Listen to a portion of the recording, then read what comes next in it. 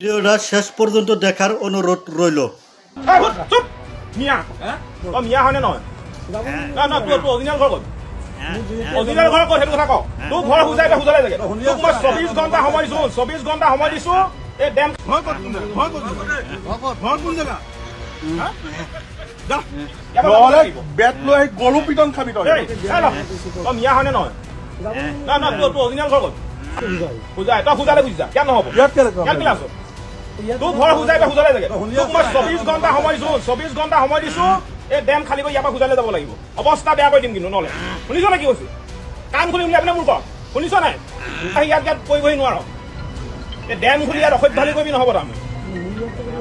নহ'ব কোনো ন্যায় উজনি অসমত ইয়াকে দপদপনি নচলিব উজনি অসম একো কৰিব নোৱাৰ তহঁতৰ ঘৰ বুজাই বুজালে বুজি যা শুনিলে কি ক'লো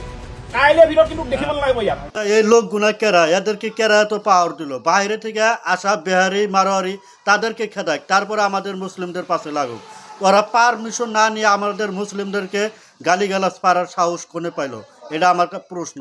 তো সবাই এই ভিডিওটা শেয়ার করে দিবা যাতে হিমন্ত বিশ্ব শর্মা দেখতে পায়।